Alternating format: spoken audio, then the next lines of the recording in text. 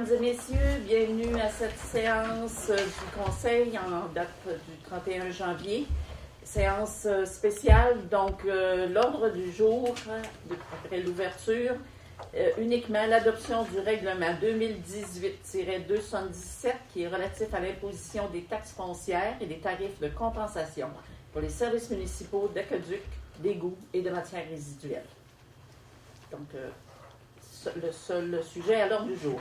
Ordre du jour adopté. Je propose l'acceptation de l'ordre du jour. Monsieur Racine. Alors, je vais faire dans un premier temps une présentation, parce que je pense qu'il est important que les citoyens comprennent la démarche budgétaire et légale. D'ailleurs, on travaille maintenant avec la nouvelle loi, la 122, qui nous oblige cette année à faire 2 assemblées. L'assemblée spéciale de ce soir qui nous permet de faire l'adoption de la taxe de service, comme je viens de le dire. Et la semaine prochaine, on fera l'adoption du budget. Vous allez me dire, c'est étroitement lié un et l'autre. Alors, je vais peut-être vous parler de budget, même si c'est la taxation ce soir. Et la semaine prochaine, pour parler du budget, il faut parler des revenus de taxes. C'est intimement relié, mais la loi prévoit que nous devons tenir 2 assemblées publiques pour le dépôt de la taxation et du budget. Alors, avant d'adopter ce règlement, il m'apparaît important, dans les grandes lignes, bien sûr, de vous faire comprendre qu'est-ce que c'est la démarche budgétaire et surtout la légalité à l'intérieur de cette démarche. On va parler premièrement des tarifs de compensation pour les services municipaux, OK? Aqueduc, égouts, matières résiduelles. Alors, je veux rappeler qu'en 2015, on avait modifié les bases de calcul à ces sujets-là, de ces services-là, afin de se conformer aux règles qui étaient en vigueur dans le monde municipal. On l'a fait en 2015, ça a pris effet sur la taxation de 2016. Depuis ce temps, donc, il y a une façon de faire les calculs et cette démarche, cette manière de calculer demeure dans le budget de 2018. Il n'y a pas eu de changement. Ça faisait en sorte que la règle était de fixer un montant dit de base pour tous et par la suite, c'est à l'utilisation. Par exemple, au niveau des matières résiduelles, que vous mettiez ou non votre poubelle à toutes les collectes ou pas, il y a un tarif de base pour tous. Au niveau résidentiel, c'est 30 $. Au niveau des commerces, c'est 75 $. OK? Par la suite, ça va au tonnage, au mètre cube, et là, ça vient fixer les taxes résidentielles versus les taxes commerciales. C'est la même chose au niveau de l'eau, c'est la même chose à aqueduc, égout. Puis là, je vais vous l'expliquer. Admettons qu'il y a un terrain qui n'a pas de bâtisse sur le terrain. Mais les services passent quand même en avant. Hein? Alors, il y a une facturation de services parce qu'ils passent en avant, même s'ils ne sont pas utilisés. Donc, il y a un tarif de base pour tous. La façon qu'on doit aborder ces 3 sujets de service, c'est qu'est-ce que ça nous coûte et c'est ça qu'on charge. OK? Alors, pour le budget de cette année, ces 3 services-là, les tarifs sont identiques. Il n'y a aucune augmentation des tarifs d'aqueduc, d'égouts et de matières résiduelles. Parce que les coûts de production sont sensiblement les mêmes que l'année précédente. Donc, la taxe des services est inchangée. La deuxième partie de la taxe, c'est la taxe foncière, qu'on appelle taxe foncière générale. Et elle est basée sur le rôle d'évaluation des propriétés. Quand on parle d'une propriété, on parle d'un bâtiment, un bâti, maison, garage et terrain. Ça fait une propriété.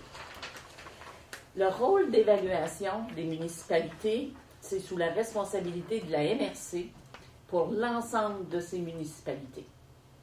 Nous, on reçoit le travail qui a été fait par la MRC et on l'applique. C'est comme ça que ça se passe. La MRC, pour faire son rôle d'évaluation, ce n'est pas les employés à l'interne. C'est une ressource indépendante Donc, dans le cas de notre MRC, c'est la firme qui s'appelle l'Immobilière, qui est à Chicoutimi. Et l'évaluateur, c'est M. Carl Provencher. Alors, ça leur est confié entièrement d'appliquer la loi uniformément sur tous les territoires, etc. Donc, pour Forestville, notre rôle d'évaluation avait à être révisé. La révision dans la loi doit se faire à tous les 3 ans. Et dans la MRC, ce n'est pas toutes les 8 municipalités en même temps, c'est dans les 3 ans, évidemment, c'est 2 ou 3 municipalités. Alors, nous, c'était notre tour. Donc, pour Forestville, ils ont procédé effectivement à la révision en 2017. Ils ont des dates dans la loi pour nous fournir notre rôle d'évaluation pour l'application sur la taxation de 2018. Maintenant, de façon générale, la valeur foncière de la ville de Forestville a gagné près de 10 millions entre les 2 rôles d'évaluation. De façon précise, en 2017, donc le dernier rôle, la valeur foncière de la ville était de 143 695 300 $. Et on passe avec le nouveau rôle à une valeur de 153 482 400 $. Donc, un gain total de 9 787 100 $. J'arrondis, c'est pour ça que je dis près de 10 millions de gains. Ce qui veut dire que la valeur de la municipalité avec l'ensemble de ses bâtiments, l'ensemble de ses commerces, la valeur des propriétés, des maisons, etc., gagne beaucoup. Okay? Comme qualité, comme infrastructure, un gain de 10 millions, c'est quand même important. Ça veut dire que les propriétés ont pris de la valeur. Pas toutes les propriétés.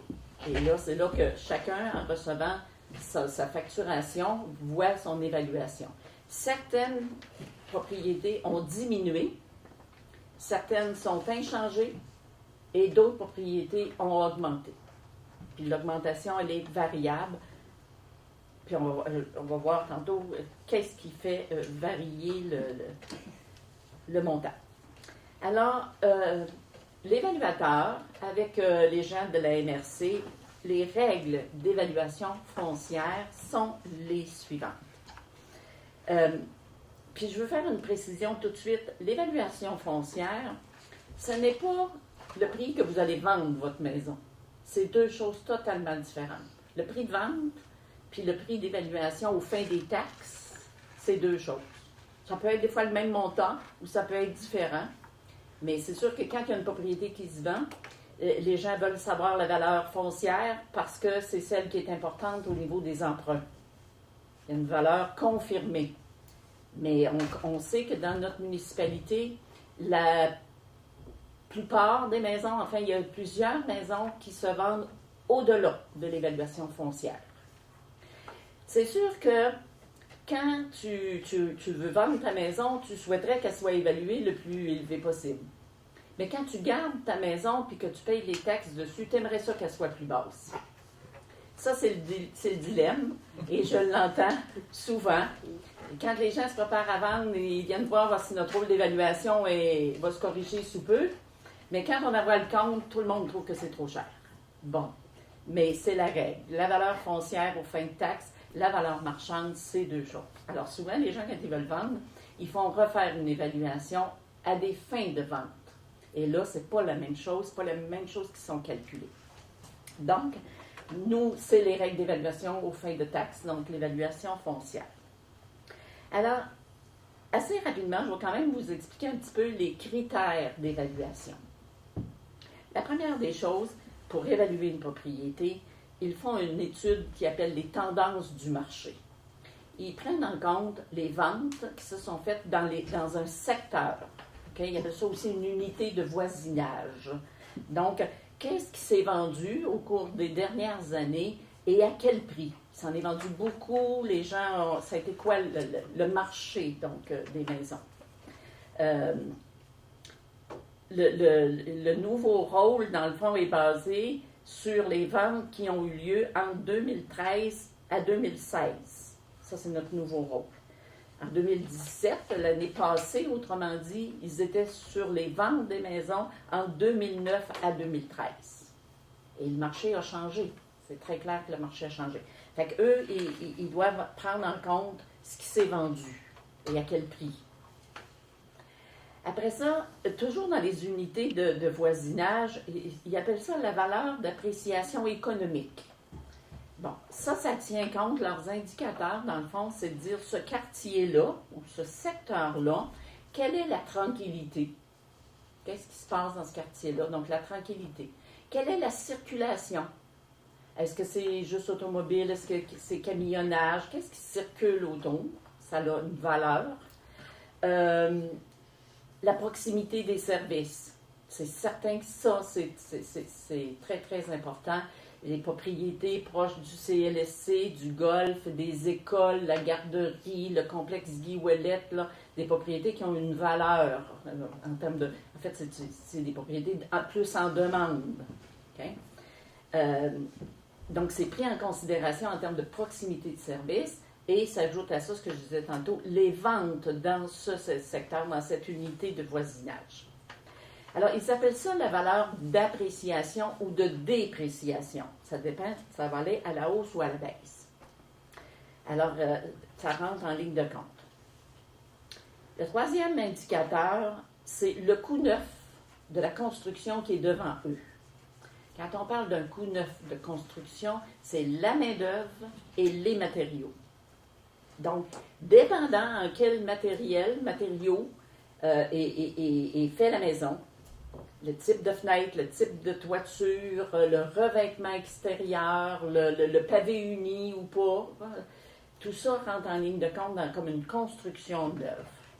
Et là, voyez-vous, le marché pour la Côte-Nord, en 2009-2010, ce qui valait 200 000 $, admettons, pour construire une propriété, ben en 2017-2018, ils doivent calculer à 250 000 $.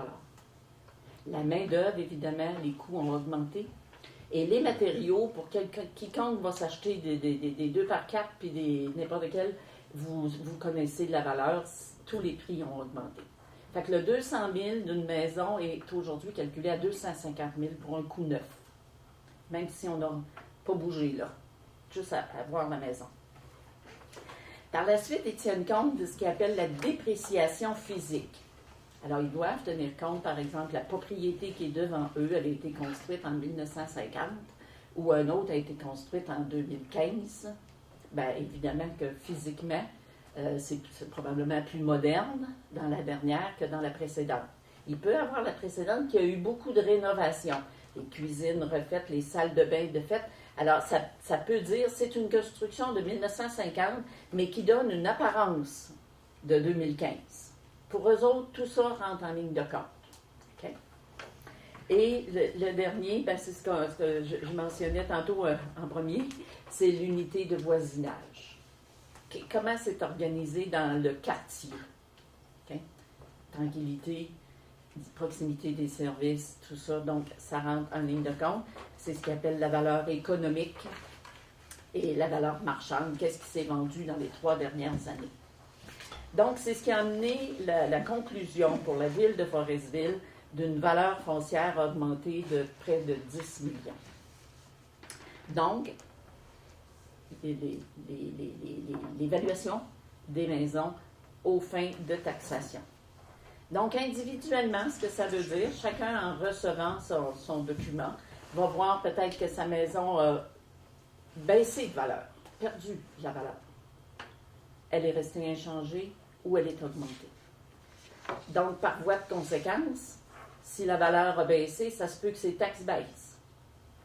Et si la valeur a augmenté, évidemment que la taxation va augmenter. Dans l'ensemble de nos dossiers, il y a aussi des dossiers, je ne parlerai pas de dossiers qui ont des propriétaires individuels, mais je veux quand même, à titre d'exemple, vous mentionner des dossiers là, qui sont davantage au niveau des entreprises. Et vous allez bien comprendre c'est quoi la conclusion, c'est quoi la conséquence sur l'ensemble du budget de la municipalité. Okay? Par exemple, puis ces informations-là sont accessibles sur le site, hein, l'évaluation des propriétés, c'est accessible sur le site web de la municipalité. Par exemple, le groupe agroforestier qui ont une lisière d'arbres le long de la piste cyclable et de la route 138 en direction de Portneuf. Il y a toute une bande d'arbres qui appartient au groupe agroforestier. Ben, eux, sans qu'ils aient fait quoi que ce soit, là, j'imagine, là, c'est une propriété qui a gagné plus de 100 000 $ en évaluation. Tout simplement parce que dans le Québec, les règles au niveau de l'évaluation ont changé. Des terres à bois, comme on le dit si bien. Autrefois, peut-être qu'ils disaient que ça avait moins de valeur, mais aujourd'hui, le bois, avec le marché du bois, avec tout ce que ça représente, ce matériau, ben, l'évaluateur est obligé de conclure que ça a plus de valeur que ça en avait. Alors, eux, ils ont gagné 102 000 $ d'évaluation. Puis je dis gagner, vous me pardonnerez l'expression. Par exemple, le HLM, hein, qui fait des travaux toujours. Alors, le HLM a gagné 45 000 $ d'évaluation. Je vais en nommer d'autres un peu plus en équipe, là. C'est sûr que le Centre du Camion, qui vient de faire un agrandissement majeur, Danube Econolodge, qui a fait une réparation au cours des 3 dernières années, des améliorations très importantes, l'hôtel de Blaquière. Alors, c'est des investissements qui ont été faits qui, bien sûr, sont calculés sur leur valeur foncière. Par contre, un bâtiment comme Hydro-Québec, sur la route 138, a perdu 326 000 $ parce que la construction date, okay? Les critères qui s'appliquent. Le centre d'achat, ça c'est un élément qui a des conséquences importantes au niveau de notre budget. Le centre d'achat, qui a des places libres de plus en plus, a perdu pour la valeur de 1 300 000. Vous comprenez que lui, son compte de taxes baisse d'autant, mais l'autre monte d'autant. Le jeu de l'évaluation, c'est ça qui se passe. Donc, chaque propriétaire peut avoir toute l'information de son dossier, okay? En communiquant avec la MRC. D'ailleurs, à chaque fois qu'il y a un dépôt de rôle d'évaluation, les citoyens demandent à connaître leur dossier en détail. L'évaluateur vient ici avec Mme Giroir de la MRC sur rendez-vous et tous les dossiers, l'information est transmise aux propriétaires. C'est important de comprendre qu'est-ce qui donne notre évaluation et vous avez ce droit-là, évidemment. Il s'agit juste d'en faire la demande et puis tout le monde... Donc, la taxation 2018 pour la ville, vous voyez que il y a des valeurs révisées, donc il y a aussi des contre-révisées. Alors, pour nous, pour la ville, afin de faciliter ceux qui risquent d'avoir des augmentations importantes ou moins importantes, nous réduisons notre taux de taxe foncière de 5 sous du 100 $ d'évaluation. Donc, nous sommes à 1,61 du 100 $ et on passe à 1,56. Et je vais vous lire tantôt au niveau du règlement. On baisse de 5 sous à toutes les catégories, sauf la catégorie des terrains vagues. C'est-à-dire que terrains vagues desservis, c'est une catégorie. Ils sont à 3,10, 3 piastres et 10 du 100 $ d'évaluation et nous ne le baissons pas à 3,5. Et je vous explique pourquoi. Ici, le conseil, dans tout le travail qu'on a fait, les terrains vagues desservis, c'est que les services sont là, mais on n'a rien sur la bâtisse pour des taxes. Alors, on ne peut pas se payer, il n'y a pas de revenus à la ville à ce moment-là, mais on doit continuer à desservir. Hein? La tuyauterie doit passer en avant, puis le camion des matières résiduelles continue à passer quand même en avant. Donc, il y a des coûts, mais sans revenus. Alors, on a gardé la taxation à 3 piastres et 10, alors qu'on a baissé toutes les autres catégories de 5 sous. Voilà. Alors, On va passer donc maintenant au règlement comme tel, à partir de ces explications-là. Donc, ça, c'est le règlement 2018-217, qui s'appelle Règlement relatif à l'imposition des taxes foncières et des tarifs de compensation pour les services municipaux d'aqueduc, d'égouts et de matières résiduelles. Alors, je n'en ferai pas la lecture intégrale, mais dans le fond, bon, les éléments qui sont importants, c'est que dans la catégorie qu'on appelle résiduelle, qui sont davantage les résidences, le taux, donc, comme je viens de le dire, passe à 1,56 $ du 100 $ d'évaluation. Dans les terrains vagues desservis, 3,10 $ du 100 $ d'évaluation. Les immeubles de 6 logements et plus, 1,56 $ du 100 $ d'évaluation. Les immeubles non résidentiels, 2,23 $ du 100 $ d'évaluation. À chaque fois, c'est 5 sous de moins que l'année passée. Dans la catégorie des immeubles industriels, 2,22 $. Et la catégorie des exploitations agricoles enregistrées, 1,56 $. La compensation pour les services d'aqueduc et d'égouts, j'en ai parlé, ça demeure inchangé, donc un tarif de base, même facture que l'année passée, aucun changement. La compensation pour les matières résiduelles, même chose que l'année passée, aucun changement pour personne. On maintient le même montant. On maintient aussi la même façon de faire les versements, 3 versements égaux. Donc, les dates, 31 mars, 1er juillet et 30 septembre. Ça facilite les paiements. On répartit dans l'année pour donner une chance aux citoyens. Les intérêts, donc, sont payables. Tous les versements sont sans intérêt si acquittés à la date d'échéance, qui est inscrite sur le coupon. Et sinon, c'est le taux d'intérêt qui est fixé par résolution du conseil municipal, que je rappelle est de 16 % dans le monde municipal. Alors voilà, essentiellement, c'est les grandes catégories de valeurs foncières. Donc, je redis les grandes lignes. Valeur foncière de la municipalité au nouveau rôle d'évaluation, près de 10 millions de gains avec celle de l'année dernière.